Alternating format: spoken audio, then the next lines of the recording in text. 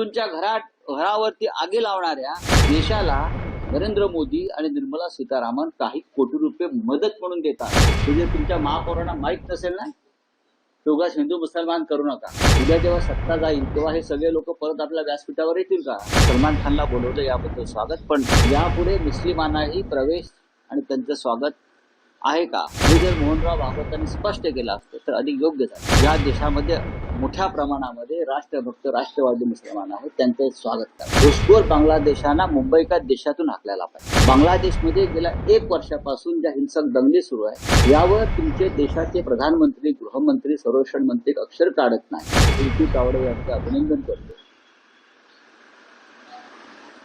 भारतीय जनता पक्षाला या निमित्ताने कळलं की मुंबईतला मराठी माणूस हा सुद्धा हिंदू आहे आणि या मराठी माणसानंच देशाच्या स्वातंत्र्याचं आणि हिंदुत्वाचं रक्षण केलेलं. शिवसेनेनं जो निवडणुकीमध्ये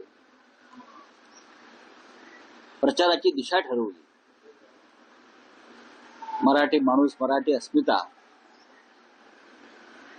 आणि मराठी जनतेने आम्हाला जे भरभरून मतदान केलं, शिवसेनेला, महाराष्ट्र नवनिर्माण सेनेला एकत्रित, त्या दबावापोटीच भारतीय जनता पक्षाला मराठी महापौर करावा लागला.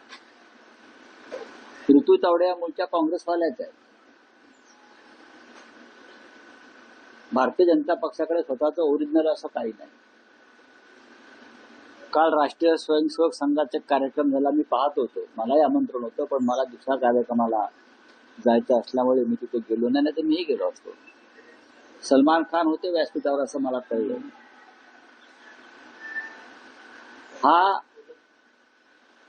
हे सलमान खानचं स्वागत होतं, एक फार मोठा बॉलिवूड स्टार गर्दी जमवायला, की संघामध्ये यापुढे मुस्लिमांनाही खुलं आमंत्रण आहे. हे फक्त सलमान खान या नटाला आमंत्रण होतं व्यासपीठावर, की संघ शाखांवर यापुढे मुस्लिमांनाही प्रवेश आणि त्यांचं स्वागत आहे का, हे जर मोहनराव भागवतांनी स्पष्ट केलं असतं तर अधिक योग्य झालं असतं. कारण ज्या पद्धतीनं हिंदू मुसलमान असा एक द्वेष आणि सूडपूर्ण असा प्रचार गेल्या काही काळापासून केला जातो, त्याच्यामध्ये संघही सामील आहे. कारण मोदी, फडणवीस, अमित शहा किंवा इतर सगळे लोक जे देशपूर्ण राजकारण करतायत हिंदू मुसलमानांचं, त्यात हे सगळे मूळचे संघाचेच लोक आहेत. त्याच्यामुळे सलमान खान वगैरे इतर अनेक कलाकारांना आपण जे घेतलं आपल्या व्यासपीठावर, माझा एक प्रश्न आहे, हे सलमान खान पुरतं मर्यादित होतं, तो एक मोठा कलाकार आहे आणि लोकांना दाखवावं की सलमान खान सुद्धा आमच्या व्यासपीठावरती आला. सध्या सत्ता आहे, उद्या जेव्हा सत्ता जाईल तेव्हा हे सगळे लोक परत आपल्या व्यासपीठावर येतील का? हा एक फार गमतीचा प्रश्न आहे, जो नंतर तिथे आपापसात चर्चेत माझ्या कानावरती आला. क्या करेंगे भाई, जाना पडता. पण ठीक आहे, सलमान खानला बोलवलं याबद्दल स्वागत, पण या देशामध्ये मोठ्या प्रमाणामध्ये राष्ट्रभक्त राष्ट्रवादी मुसलमान आहेत, त्यांचं स्वागत करा. मुंबई महानगरपालिकेच्या निवडणुकीच्या वेळी संजय गाडी यांनी उमेदवारी अर्ज भरला. काय काल मुंबईच्या महापौर निवड झालेली आहे, त्यांनी सांगितलं की मुंबई आता बांगलादेश मुक्त. असं कोण म्हणतंय? महापौरांनी दिल्लीत यायला पाहिजे. बांगलादेशी मुक्त करण्याचं ते जे काय त्यांचं धोरण आहे ते त्यांच्या हातात नसून ते देवेंद्र फडणवीस यांच्या हातामध्ये. महापौरांना प्रशासकीय अधिकार नसतात, लक्षात घ्या. महापौरांनी मुंबई शहराच्या विकासावर बोलायला पाहिजे. ते पुन्हा हिंदू मुसलमान करणार असतील तर काल व्यासपीठावर सलमान खानला बोलून काय उपयोग झाला नाही असं मी म्हणतो. अर्थात घुसखोर बांगलादेशांना मुंबई का देशातून हाकलायला पाहिजे, ही आमची भूमिका आहे. पण त्याचं राजकारण जे तुम्ही करताय ते चुकीचं आहे. मी जे म्हणालो की नरेंद्र मोदी आणि निर्मला सीतारामन त्यांनी भेटलं पाहिजे आणि बांगलादेश विषयी नक्की त्यांची भूमिका काय हे त्यांनी समजून घेतलं पाहिजे. बांगलादेशमध्ये गेल्या 1 वर्षापासून ज्या हिंसक दंगली सुरू आहेत त्याच्यामध्ये आतापर्यंत आमची 450 मंदिरं पाडली, हजारो हिंदू जनतेच्या घरांना आगी लावल्या आणि जवळजवळ 230 ते 240 हिंदूंची हत्या झाली. त्यांना जाळून मारलं, त्यांच्या हत्या झाल्या, त्यांना गोळ्या घातल्या. यावर तुमचे देशाचे प्रधानमंत्री, गृहमंत्री, संरक्षण मंत्री अक्षर काढत नाही हिंदूंच्या संरक्षणासाठी. उलट आता माझा अंडरलाईन करून घ्या, भारताच्या देशाच्या अर्थसंकल्पामध्ये ऐकून घ्या, हे बांगलादेशी घालवायला निघाले आहेत ना महापौर, देशाच्या अर्थसंकल्पाचा जर तुम्ही नीट अभ्यास केला तर त्याच्यामध्ये तुम्हाला दिसेल की भारत सरकारनं हिंदूंना मारणाऱ्या बांगलादेशला काही कोटी रुपये मदत केली. मी आकडा सांगेन तुम्हाला. पण बांगलादेशला मदत केली आहे की नाही, का हे का कॉन्ट्रॅक्ट किलिंग केलं का, हिंदूंना मारण्यासाठी पैसे दिले? देशाच्या अर्थसंकल्पात हिंदूंच्या कतली करणाऱ्या, हिंदूंची मंदिरं पाडणाऱ्या, हिंदूंच्या घरावरती आगी लावणाऱ्या देशाला नरेंद्र मोदी आणि निर्मला सीतारामन काही कोटी रुपये मदत म्हणून देतात आणि याचा वापर हिंदूंच्या हत्येसाठी होतोय. मुंबईच्या महापौरांना जाऊन सांगा तर मी जे म्हणतोय खोटं आहे म्हणून सांगा. हिंदूंच्या कतली करण्यासाठी कोट्यावधी रुपये कालच्या अर्थसंकल्पामध्ये नरेंद्र मोदींनी दिलेले आहेत. ते जे तुमच्या महापौरांना माहीत नसेल ना, उगाच हिंदू मुसलमान करू नका. पंचायतीच्या निवडणुका झाल्या आणि एक धक्कादायक प्रकार समोर आला की मोहोळमध्ये एका धाब्यावर ईव्हीएम मशीन कुठे मिळाल्या? सोलापूर. सोलापूरला मिळाल्या. पैठणला आमदार लहान मुलांना घेऊन गेले शाही लावायला. अजून कुठे काय झालंय? मशीन तर बंद पडल्याच. ही कसली निवडणूक? हा पोरखेड आहे.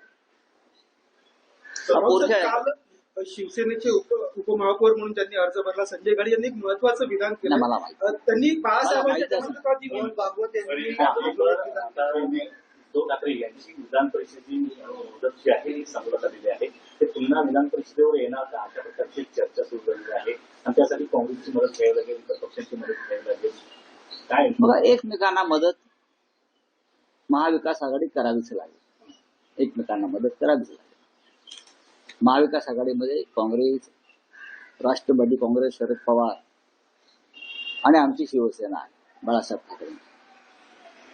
त्याच्यामुळे यापुढे विधान परिषदांच्या निवडणुकांमध्ये किंवा इतर राज्यसभांच्या निवडणुकांमध्ये एकमेकांना मदत करावी लागेल, तरच राज्यसभा आणि विधान परिषदेमध्ये आमचे लोक निवडून येतील सगळ्यांचे. उद्धव साहेब पुन्हा आम्ही माननीय उद्धव साहेबांना ही विनंती केलेली आहे, आम्ही सगळ्यांनी, की आपण राज्याचे मुख्यमंत्री म्हणून काम केलेलं आहे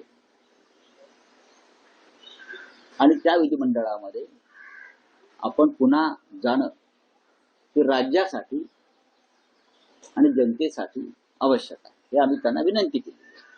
त्यांनी जावं अशी आमची सगळ्यांची इच्छा आहे. सर, महाराष्ट्र अर्थसंकल्प में जो है बांग्लादेश को करोड़ों रुपए देने का वचन दिया है, कैसे देखते क्या करें? नहीं, ये अभी मैंने आपको बताया है, ये आपका सवाल नहीं, मैंने अभी बताया आपको. ये मैंने बताया है कि मुंबई के महापौर ने, जो नवनिर्वाचित महापौर होने वाले, उसने कहा कि हम मुंबई से बांग्लादेशी को हटाएंगे. हटाइए, पूरे देश भर से हटाइए. ये आपका मूवमेंट बहुत सालों से चल रहा है. अब तक कितने हटाया उतना बोलो मुझे. हाँ, चुनाव के पहले या चुनाव के बाद ये आपकी राजनीति चलती है. बांग्लादेशी हटाओ. अरे हम क्या कब बोला कि मत हटाओ? सबसे पहले तो मुंबई में बाला साहब ठाकरे ने ये शुरू किया था, हमने शुरू किया है. एक भी बांग्लादेशी जो घुसखोर है उसको हम नहीं रहने देंगे. लेकिन बांग्लादेश में 1 साल से जिस तरह से हिंदुओं की कत्ल हो रही है, कत्लेआम, सैकड़ों मंदिर तोड़े गए, सैकड़ों हिंदुओं के घर जलाए गए, 200 से भी ज्यादा हिंदुओं की हत्या हो गई, हिंदुओं को भर सड़क पर जलाया गया। तब देश के प्रधानमंत्री, देश के रक्षा मंत्री, भारतीय जनता पार्टी, राष्ट्रीय स्वयंसेवक संघ कहाँ है? ये छोड़ दीजिए। हिंदुओं की हत्या करने वाले बांग्लादेश को भारत के अर्थ संकल्प में, भारत के बजट में करोड़ों करोड़ रुपए दिए। क्यों? हिंदुओं की हत्या करने का इनाम है क्या? हिंदुओं की हत्या करने का इनाम भारत सरकार बांग्लादेश को दे रही, और आप लोग बांग्लादेशी हटाओ की बात करते हो। जाके पूछो मोदी जी को, मुंबई की मेयर को मैं बोलना चाहता हूँ जो होने वाली, जाके पूछो मोदी को, हम यहाँ बांग्लादेशी हटाने का मूवमेंट ले रहे हैं और आप बांग्लादेश को, जहाँ हिंदुओं की हत्या हो रही है, हिंदुओं के मंदिर जलाए जा रहे हैं, उनको आप करोड़ों रुपए की मदद कर रहे हो। ये कौन सी नीति है? ये ढोंग है सबका। सलमान खान ट्रेड डील में इंडिया का स्कोर 0 है और अमेरिका का स्कोर 18% का 18 पर आ रहा है। तो सर इसी पर आप क्या देखते हैं? मैं देखता हूँ। हाँ बोले, आपका क्या है? सर आरएसएस क्या है? सलमान खान भी जो है, देखिए, मैंने कल देखा और मुझे आनंद हुआ कि मुंबई में राष्ट्रीय स्वयंसेवक संघ का एक कार्यक्रम हुआ। संघ को 100 साल हो गए और मोहन राव भागवत जी का कल एक वहां लेक्चर, उसमें पूरे बॉलीवुड स्टार्स, सलमान खान से लेकर, तो सलमान खान को देखकर मुझे आनंद भी हुआ और आश्चर्य हुआ।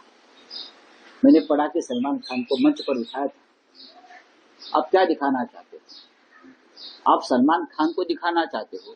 देखो, सलमान खान हमारे मंच पर आ गए। तो देश के सभी मुसलमानों को संघ में प्रवेश या स्वीकृति आप देने जा रहे हो, तो आप जाहिर करिए। कैसे पे दिखावा है?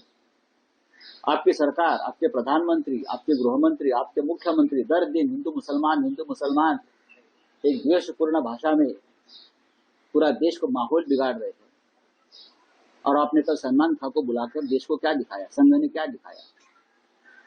ये संघ में मुसलमानों का स्वागत है। अगर मुसलमानों का स्वागत है तो मैं भी आपका स्वागत करता हूँ। फिर ये देश में हिंदू मुसलमानों की राजनीति बंद है, यही मेरा कहना है। चलो, त्यांनी अनेक विधान केलेलं याच्यामध्ये की हिंदू मुस्लिम याच्यामध्ये की जात धर्म आणि हे सगळं एकत्र असलं तरी कुठेतरी राष्ट्र म्हणून आपण सगळे हिंदूच आहोत आणि त्याचबरोबर ये आप नरेंद्र मोदी जी को बताइए, उनकी क्लास लीजिए, अमित शाह जी की क्लास लीजिए, देवेंद्र फडणवीस और उनके जो कैबिनेट में जो बच्चे हैं कल के, उनकी क्लास लीजिए और उनको बताइए। चलिए।